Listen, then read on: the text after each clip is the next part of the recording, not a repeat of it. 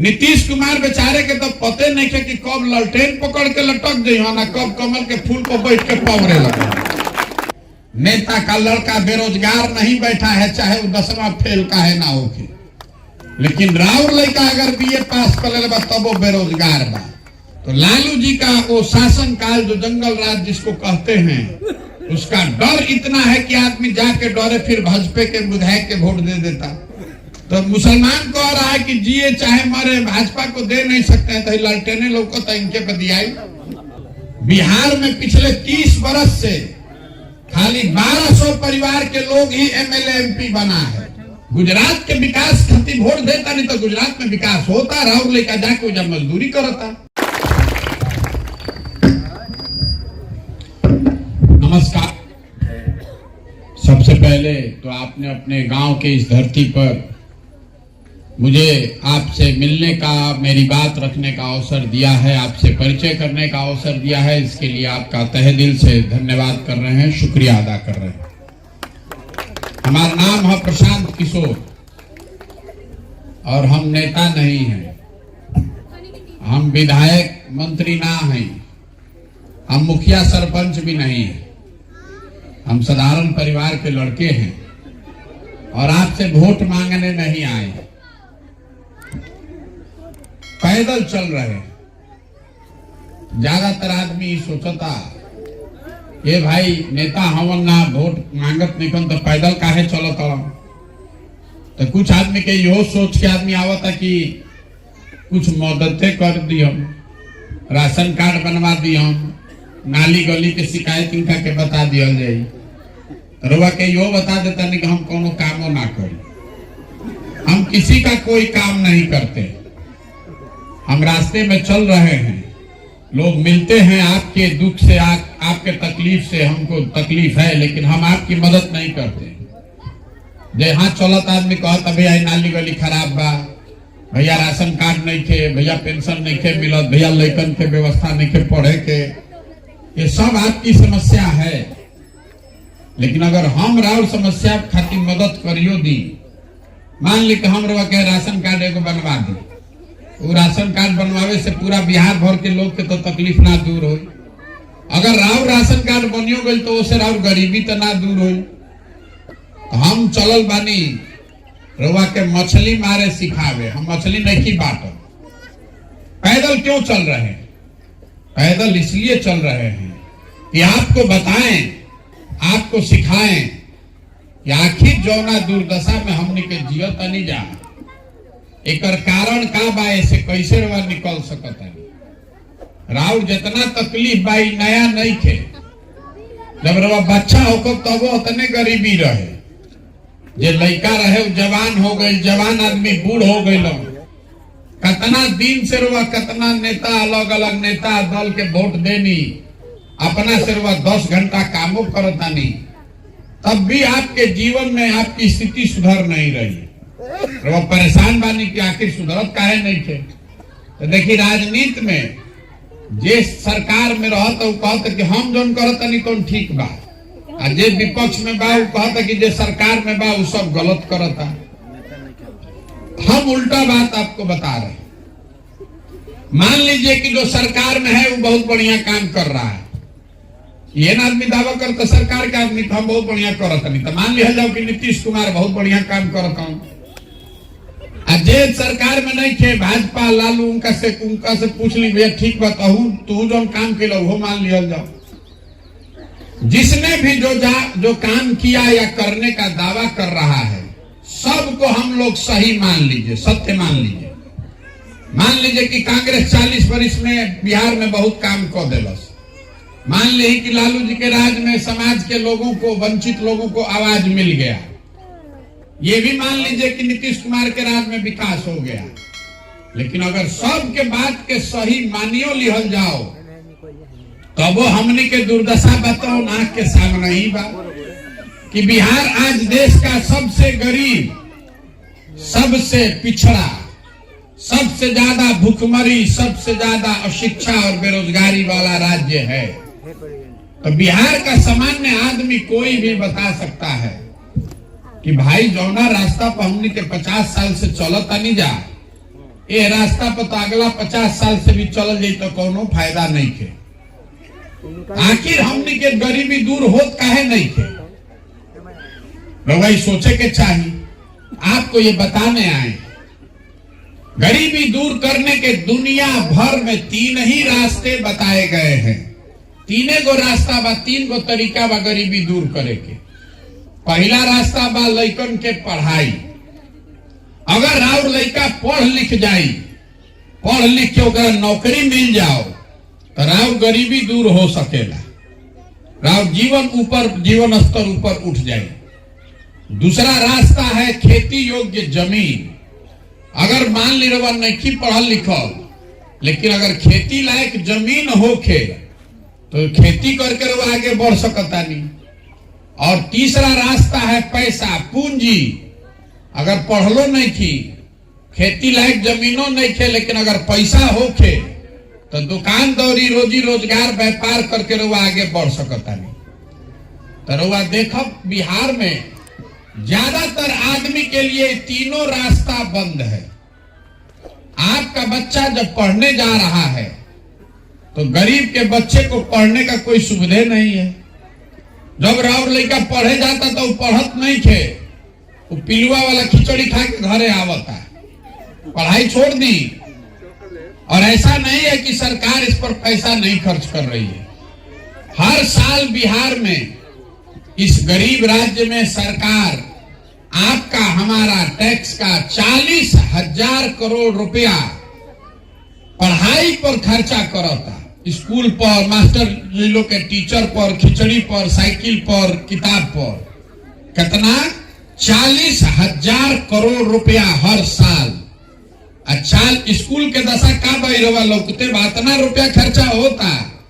40 गो लड़का पढ़ के बढ़िया निकल सब निकलो। तो ज्यादातर परिवार जो गरीब है उसको बच्चे को अपने पढ़ाने का सुविधा ही नहीं है। दूसरा आपको बताया खेती। तो बिहार में जो 100 आदमी रहता तो 60 आदमी के पास तो एको धूर जमीने नहीं थे। 100 में 60 आदमी के पास एक धूर जमीन नहीं है। और जो 40 आदमी के पास जमीन बा, उनमें 35 आदमी ऐसा बा जरा 2 बीघा से कम जमीन बा। तो रउआ खेत में उहे पैदा होता जो खेती करता, वो खाए खाती खेती करता, कमाए खाती नहीं के खेती करता। वो खेत में उतने उपजा पावता कि ओकर बाल बच्चा के पेट भर जाओ। रउआ गेहूं भइल बा तो में सरसों तीसी छीट देले बानी कि चलो हमारा तेल ना खरीदे के पड़ी। वो सरसों के बेच के रुपया नहीं मिले वाला। तो बिहार में 100 आदमी में 5 गो आदमी ऐसा बाड़ा जेकरा से जे खेती करके आमदनी करता। बाकी आदमी चाहे तो खेती करके अपन बाल बच्चा के पेट भरता, और चाहे खेत में मजदूरी करता। तो पढ़ाई है नहीं खे आ खेती है नहीं खे। तो तीसरा रास्ता बताइनी अरवा के पैसा पूंजी। मान ली रवा जो पैसा रही नहीं के जमीन ना रही, पढ़ले नहीं की कोनो बात नहीं करे, 5 गो भैंसे खरीद लेती। पैसा रही तो रवा एगो सैलूने खोल लेती, एगो रेडीमेड के दुकान खोल लेती, सब्जी पार्चून का किरासन के दुकान खोल लेती। तो रवा जो पैसा है नहीं थे। बिहार में औसतन एक आदमी साल में 35,000 रुपया कमा रहा है। देश में एक आदमी औसतन कमाता है 1,45,000 रुपया, और बिहार में हमने कितना कमाता नहीं जा? 35,000। तो 35,000 में रवा खाइम का, अब बचाई कहाँ, पूंजी कहाँ से ले आई? मान ली कि रवा बाल काटे आवता, अगर रवा जो 50,000 रुपया रही तो रवा सैलून खोल लेती, और 2 आदमियों काम करी तो बाल बच्चा जीहित खाई। लेकिन अगर वो 50,000 नहीं थे तो कोई दुकान में जाकर वह सैलून काटे के बाल काटे के मजदूरी करे के बाद। यही 3 वजह है कि जब तक बिहार में बच्चों की शिक्षा की व्यवस्था नहीं होगी, जब तक यहाँ के किसानों को जो खेती वो कर रहे हैं वो खाने वाली नहीं कमाने वाली खेती नहीं बनाई जाएगी, और जब तक लोगों के हाथ में पूंजी नहीं दिया जाएगा, पैसा नहीं दिया जाएगा, तब तक बिहार से गरीबी ना दूर हो सके। रवा जकरा के मन ओकरा के चुन दी, जिसको वोट देना है दे दीजिए, जितना मेहनत करना है कर लीजिए, आप गरीबी से निकलिए नहीं सकते। जब तक तीनों दरवाजा में कोनो एगो दरवाजा ना खुली, अगर राव एगो लड़का पढ़ के अफसर हो जाओ तो गरीबी से निकल गई नहीं। अगर कहीं से खेती के उपाय लाग गई बढ़िया, उसे निकल सकता नहीं, कोनो कोई व्यापार करके आगे बढ़ गई। ये तीनों के छोड़ के चौथा रास्ता दुनिया में नहीं थे। कतना बात तो सबके बुझाता, और वह कहो कि अगर तारा प्रशांत किशोर बुझाता तो नेता लोग के काहे नहीं खे बुझाता। प्रशांत किशोर तो होशियार बड़ा ना। तो आपको ये बता रहे हैं कि सबके जानते हुए भी ये तीनों रास्ता क्यों नहीं खुल रहा है, इसका जवाब अभी आप ही दीजिएगा। अभी एगो सवाल पूछो, सबके जवाब देवे के बाद रोजा कथा सुने नहीं की आई तो मुंह खोल के हाँ चाहे ना बोले के बाद सबके। इतना बात तो हमने के बुझाता कि बिहार में और कुछ होके चाहे ना, 40,000 करोड़ रुपया जब खर्चा होता है तो कम से कम बच्चन के पढ़े के व्यवस्था तो होके के चाहिए ना भाई। मुड़ी नहीं क्या लावे के मुंह से बोले के बाद फिर से पूछता नहीं जोर से, छपरा के आदमी है दरवा सबके मुंह से आवाज नहीं खे। इतना तो आप समझ रहे हैं कि बिहार में और कुछ हो चाहे नहीं, बच्चों के पढ़ने की व्यवस्था होनी चाहिए। ओके चाहिए कि ना ओके चाहिए? सब आदमी अभी एक खाली ढकियले पर लेकिन कहता कि ना होके के चाहिए। तो अभी 1 मिनट में पता चली कि हराउर दुर्दशा काहे बा। अब जितना आदमी सब हाँ कहल हो, अपना अपना लइकन के नाम पर ईमानदारी से बताई, अपना जीवन में कभी रवा पढ़े खातिर शिक्षा खातिर वोट देले बानी? बताओ भाई, बताई। अरे कोई देले बा वीर पढ़े खातिर वोट? तो यह हमनी के दुर्दशा के कारण बा। नेता रवा क्या बताई जो रवा नहीं खे मालूम। आपको मालूम है कि अगर आपका बच्चा पढ़ लिख जाए तो आपकी दशा सुधर सकती है, लेकिन रवा ऊपर वोट ना दे। रवा मालूम बा कि जब बिहार में भ्रष्टाचार बा, लेकिन रवा भ्रष्टाचार पर वोट ना दे। रवा मालूम बा कि राउर लड़का पढ़ लिख के घर में बेरोजगार बैठल बा, लेकिन रवा ऊपर वोट ना दे। बिहार में सबको ये पता है कि यहाँ बहुत भ्रष्टाचार है, सबको मालूम है कि यहाँ नाली गली नहीं है, सबके मालूम बा कि एजा खेत में पानी नहीं थे, सबके मालूम बा कि 2000 के धान 1400-1500 में बेचता नहीं। सबको पता है कि बच्चों को पढ़ने के लिए व्यवस्था नहीं है। लेकिन जहिया वोट होई तो बिहार में आदमी के 4 गो बात याद बा। पहला बात, हमार जात का बा, के हमारा जात के खड़ा बा, उनके कब के लिए वोट दिया। जे जात से बच गईलन उनका के हिंदू मुसलमान भारत पाकिस्तान कह के वोट लिया था। सब हिंदू एक हो जा। मियाँ जी लोग के सबक सिखावे के बाद, पाकिस्तान के सबक सिखावे के बाद, राउर लड़का पढ़ लिख के घर में बेरोजगार बैठल बा, दिन रवा भुला गई वोट के दिन। वोट के दिन तो पाकिस्तान लोग कहता, जाके हिंदू बन के वोट दे देनी। जे दोनों से बच गए तो कहता जाए दी भैया हमने के कतनो कष्ट में बानी जाना, तो अपराध वाला जो जंगल राज रहे ऊ ना चाहिए रे भाई। बाप रे बाप, 4 बजे आदमी सरे छोड़ के भागत रहो, घर में घुस के डकैती अपहरण लूट मार होत रहे। तो लालू जी का वो शासन काल जो जंगल राज जिसको कहते हैं, उसका डर इतना है कि आदमी जाके डरे फिर भाजपा के विधायक के वोट दे देता। और चौथा हमने के मुसलमान भाई लोग बा, ये लोग कहते कि भैया जी ही चाहे मर जाए, भाजपा के नाम वोट दिहल जाए। भाजपा तो मुसलमान विरोधी पार्टी बा। तो बिहार में बचल के, बिहार में तो भैया 2 गो दल बा, एगो मोदी जी के भाजपा, एगो लालू जी के ललटेन। नीतीश कुमार बेचारे के तो पते नहीं है कि कब ललटेन पकड़ के लटक गई हो ना कब कमल के फूल पर बैठ के पवरे लगे। एक खाली रवा वोट देनी उनका के ललटेन के साथ है, तो मेढक कैसे उछल के चल गए कमल पर। अब की हाली रवा कमल के संगे वोट देनी तो बेचारे चमगादड़ ऐसा लटक गए ललटेन पर। तो मुसलमान कह रहा है कि जिए चाहे मरे भाजपा को दे नहीं सकते हैं, तो ललटेने लोग को तो इनके पे दिया। रवा ईमानदारी से बताएं, यह 4 चीज पर वोट दिया था तो काहे के माथा पीटो तनी। ए भैया शिक्षा सुधारी। अरे भाई जब रउआ जानतानी कि वोटवा यही 4 चीज पर दे, हम जानतानी तो सब दे तो जानता सब कि बिहार के जनता कतनो बतिया ले, हंस के गा के गरिया के रउआ वोटवा यही 4 चीज पर दे तो काहे के काम होको रे भाई। जे करे कभी माइक दे सबे ये कहता कि नेता हमने के भैया ठग लेता है, चुनाव के दिन आके गोड़ पर गिर के वोट ले गए ना, फिर हमारा के पूछते नहीं थे। हम आपको कह रहे हैं कि आपको कोई नेता नहीं ठग रहा है। अगर नेता रुआ के ठगी तो एक बार ठग ली, दूसरा बार रुआ जाग देती, 2 बार ठगता, तीसरी बार आप जग जाते। अगर आप 50 बरस से ठगे जा रहे हैं तो एक मतलब है कि कुछ ना कुछ गलती हमनियों में बा।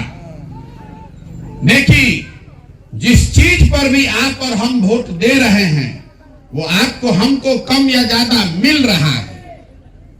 हमने के वोट देले बानी जब 5 किलो अनाज पर, तो बिहार में कतनो भ्रष्टाचार बा तो 1 किलो चोरी करके 4 किलो अनाजवा देते वाला सब देता सन कि ना। रवा वोट देले बानी राम मंदिर बनावे खातिर, तो 30 बरिस के बाद सही लेकिन राम मंदिर बनते बा। रवा वोट देले बानी जात को, तो बिहार के गली कूचा हर जगह घरे घर जात के बात होते बा। रवा वोट देले बानी मोदी जी के 56 इंच के सीना देख के, तो जैसे ही टीवी खोलता नहीं तो मोदी जी के फूलल सीना लौकते बा। रवा वोट देले बानी गुजरात मॉडल के कहानी सुन के, तो घरे घर से बिहार के लड़का बिहार गुजरात में जाके मजदूरी करते बड़ा। जो भी आप वोट दे रहे हैं वो आपको मिल रहा है। रवा बिहार में रोजगार खातिर वोट देते नहीं कि तो वो मिली कैसे। आप बोलिएगा बबूल तो आपको आम कहां से खाने को मिलेगा। गुजरात के विकास खातिर वोट देता नहीं तो गुजरात में विकास होता, राहुल लेकर जाके जब मजदूरी करता। जब रवा पढ़े खातिर वोटे ना दे, रोजगार खातिर वोटे ना दे तो सुधरी कैसे। यही खातिर पैदल चलल बानी, वोट नहीं की मांगो, हाथ जोड़ता नहीं जाके गावे गावे कि एक बार संकल्प लीजिए, नेता को नहीं अपने बेटा को देखकर वोट दीजिए, अपने बच्चों का चेहरा देखकर वोट दीजिए, उनके पढ़ाई के लिए उनके रोजगार के लिए वोट दीजिए, तबे बिहार के दशा सुधरी। और ना मानव हमार बात, हमारा वोट ना चाहिए, हम तो बोल के अपन गर्दन फाड़ के चल जाए। और फिर रहुआ उहे जात पर देव, धर्म पर देव, नाली पर देव, 5 किलो अनाज पर देव, तो लिख के रखी जिस गरीबी बदहाली में आपका जिंदगी बीता है, आपके बच्चों के आने वाले पीढ़ी का जिंदगी भी उसी गरीबी बदहाली में बीतेगा। कोई नहीं सुधार सकता है बिहार को। आदमी कहता कि भैया प्रशांत किशोर आइल बान, बड़ा होशियार आदमी बान, नहीं सुधारी भैया रहुआ। तो हम रहुआ के बताओ तनी, जे मंच पावेला यह ना कहेला कि हमारा के वोट दे दो हम सुधार दे। मैं आपको कह रहा हूं कि एगो प्रशांत किशोर छोड़ी, अगर 10 प्रशांत किशोर आ जाए हम तब ना बिहार सुधर सके। जब तक आप नहीं सुधरिएगा, आप अपने बच्चों के लिए नहीं खड़ा होइएगा, तब तक कोई नहीं बिहार को सुधार सकता है। जे आई हुए ठगी। तो बात समझ में आवे तो बहुत अच्छा, और ना समझ में आवे तो जेकर झंडा लेके घूमता नहीं घूमी। आदमी हमरा कहता ये भैया रुआ आगे बढ़ी, रुआ संगे बानी जा हमनी के तन मन धन से, तो बिहार के आदमी के हम पहले ही प्रणाम करीला। अरे जो समाज में लोग अपने बच्चों के साथ नहीं खड़े हैं, जाति और धर्म का नशा इतना है कि राउर लड़का आधा पेट खा के सुतता, बेरोजगार घर में बैठल बा, और वह जाति या धर्म से ऊपर कुछ नहीं खे लौकर, रउआ अपना लड़का खातिर नहीं खड़ा तो हमारा संगे खड़ा हो। ये बुर्बक मत बनाइए। ए भैया आगे बढ़ी, रउआ संगे बानी। आपको हमारे साथ नहीं खड़ा होना है, आपको अपने बच्चे के साथ खड़ा होना है। आप अपने बच्चे के साथ खड़ा होइए, संकल्प लीजिए कि अपने बच्चों के पढ़ाई और रोजगार के लिए आप वोट कीजिएगा, तभी बिहार सुधरेगा। हम दल, हमारा के आदमी कहता कि भैया दल न बनाई, बिहार में विकल्प ना रहे, रउआ दल बनाई, हम लोग सब लोग आपके साथ हैं। हम दल काहे नहीं बनाव? बिहार में दल कैसे बनेला? जे बनैलस दल उहे बा दल के नेता। आइयो कह दिलस कि हमारा बाद होइहन हमार बेटा, आ जीवन भर तू लोग कुल जाना हमारा के वोट दे के हमारा के हमारे लड़का के राजा बना के रखोगे। अरे वो दल नहीं, वो दल विकल्प नहीं है, वो तो परिवार का शासन है। बिहार में पिछले 30 बरस से खाली 1200 परिवार के लोग ही एमएलए एमपी बना है। जौना दल के बनो वो 1200 परिवार के आदमी बनी हो। वो दल नहीं है, वो विकल्प नहीं है। अगर विकल्प बनाना है तो जनता को मिलकर बनाना होगा। यही से पैदल चलता नहीं कि पूरा पद यात्रा जब खत्म हुई, गांव देहात शहर कस्बा सब जगह से ऐसे लोगों को निकालेंगे जो ये नई व्यवस्था बनाना चाहते हैं। अब सब लोग बैठी तैयार हुई कि भैया दल बनावे के बाद तो बनी दल, लेकिन अगर दल बना तो दल प्रशांत किशोर का नहीं हुआ, किसी व्यक्ति का नहीं, किसी परिवार किसी जाति का नहीं। वो दल होगा बिहार के उन सारे लोगों का जो लोग इसको मिलकर बनाएंगे और आगे मिलकर चलाएंगे। यही से लेकर नाम बा जन सुराज। सुराज मतलब सुंदर राज। अभी तो खाली नेता के दल बा, नेता के सरकार बा, तो नेता खाती सुराज बा। जिस दिन जनता का राज होगा तभी जनता के लिए सुराज होगा। अभी कतनो गरीबी बा, लेकिन नेता का लड़का तो बढ़िया स्कूल में पढ़ता सो। नेताजी बीमार पड़ी हम तो उनका बढ़िया अस्पताल मिल जाई। नेता का लड़का बेरोजगार नहीं बैठा है, चाहे वो 10वां फेल का है ना होके। लेकिन राउर लड़का अगर बीए पास कर ले तब वो बेरोजगार बा। यही से प्रयास कर रहा बानी जनता के सरकार बनो, यही नाम है इसका, जन सुराज। जे हमरा के जानता, जे भी हमरा के जान रहा का मालूम बा ये आदमी ऐसा सनकी है कि हमको और कुछ आए चाहे नहीं, चुनाव लड़ाने जिताने आता है। हम पिछला 10 वर्ष में जिस नेता का जिस दल का हाथ पकड़े हैं वो चुनावे नहीं हारा है। अब की हाली संकल्प ले ले बानी कि किसी दल का नहीं, नेता का नहीं, आपका बिहार की जनता का हाथ पकड़े हैं और आप भरोसा रखिए आपको भी हारने नहीं देंगे चुनाव में। जिसको भी समाज अपने बीच से चुनकर निकालेगा, वो गरीब हो अमीर हो, अगड़ा हो पिछड़ा हो, हिंदू हो मुसलमान हो, महिला हो पुरुष हो, जे करे के समाज मत के अपना बीच से निकाली, उसी के पीछे जन सुराज की पूरी ताकत शक्ति पैसा बुद्धि सब लगाएंगे और आपके आशीर्वाद से उसको जिता कर लाएंगे। यही पूरा अभियान है। अब रउआ बताई कि प्रयास होके के चाहे कि ना होके के चाहे? प्रयास होके ना, तो प्रयास होके के चाहे तो हम रउआ से वोट मांगत नहीं की, चंदा हमको इसे ली ही ना, और नजर घुमा के देख ली, हम अपन कहीं फोटो भी ना लगाएं। आपसे मांगने आए हैं आपका आशीर्वाद। ये कठिन काम है। गांवे गांव जाके पूरा बिहार में 40,000 गांव में लोगों को समझाना, उनको सिखाना, सबको जगाना आसान काम नहीं है। आदमी जाता बाबा धाम 5 दिन तो उनका पैर उठ जाता, पैर फूल जाता। हम 180 दिन से पैदल चल रहे हैं, अभी 1.5 बरिस चलो तो कैसे चलल जाता? हार मास के शरीर से कोई नहीं चल सकता है। ये चल रहे हैं ऊपर वाले की कृपा से और आपके आशीर्वाद से। अगर रउआ बुझाता कि बिहार के सुधारने के लिए, बिहार के बच्चों के भविष्य के लिए ठीक प्रयास है, तो एक बार हाथ उठाकर आशीर्वाद दीजिए। है ना आशीर्वाद आपका? करी ना प्रयास, प्रयास होके ना भाई, राउर आशीर्वाद बा ना।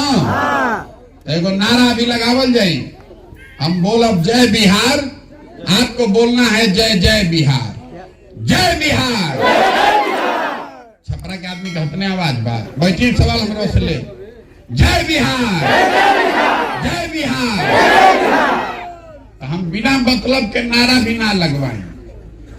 हम काहे बोलवाओ तानी जय बिहार जय जय बिहार। इसके पीछे कारण है, आज बिहार में बिहार के लोग जब बाहर जा रहे हैं, हमनी के लड़का जाता असन पढ़े मजदूरी करे नौकरी करे, तो बिहार से बाहर जे करे मन होता वह दू थप्पड़ मार देता है। बिहारी मतलब बुर्बक, बिहारी मतलब अनपढ़, बिहारी मतलब बेवकूफ। हर दिन पूरे भारत भर में बिहार के लोगों को बिहारी कह के जलील किया जा रहा है। हम गांवे गांव जाता नहीं रोवा के बतावे खाती कि हम लोग सब बेवकूफ नहीं हैं। अरे हम लोग को इन नेताओं ने बेवकूफ बना दिया है, नहीं तो ये बिहार तो ज्ञान की धरती रही है। देवताओं को भी बिहार में आकर ज्ञान मिला है। 1500 साल तक इस देश की पूरी राजनीति बिहार से चली है। हम लोग के पूर्वजों ने इस देश पर राज किया है, इस देश को बनाया है। आज हमनी के मत मरा गई बा अपना गलती से, तो हमनी के लड़का पूरा देश में घूम के मजदूरी करता। तो ये व्यवस्था बदलनी चाहिए और बदलने की जिम्मेवारी आपकी हमारी है। इस मिट्टी का गौरव करना सीखिए। यहाँ हम लोग और हम लोग के बच्चे पूरा भारत में घूमकर मजदूरी करने के लिए नहीं पैदा हुए हैं। आपके बच्चे मजदूर बनने के लिए नहीं पैदा हुए हैं। उनको ऐसी व्यवस्था बनाइए कि यहाँ पर उसको अच्छी पढ़ाई हो, अच्छा रोजगार हो।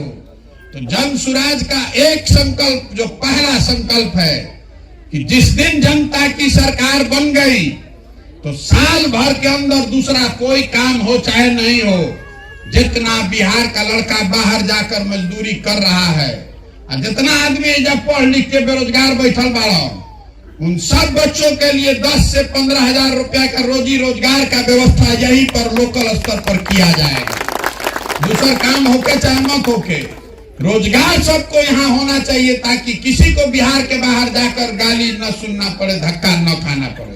रउआ बताएं कि होके चाहे कि ना होके चाहे? सब कोई बताओ, रोजगार चाहिए कि 5 किलो अनाज चाहिए? रोजगार चाहिए ना। अपन जात के नेता चाहिए या कि रउआ अपना बच्चन के पढ़ाई चाहिए? फिर सोच के बोल ली, बच्चन के पढ़ाई चाहिए कि अपना जात के नेता चाहिए? रोजगार चाहिए कि 5 किलो अनाज चाहिए? तो अपने से वो कहते नहीं वोट कौन चीज पर पड़े चाहिए, बच्चन के पढ़ाई पर, रोजगार पर। और तने याद रखी तो बिहार में सुधरे के दिशा में काम होई, और ना रखो तो हमने के यही दुर्दशा में जिंदगी आगे बीती। एक बार मैं बोलूंगा जनता का सुंदर राज, आप बोलेंगे जन सुराज जन सुराज। जनता का सुंदर राज, जनता का सुंदर राज, जन सुराज जिंदाबाद।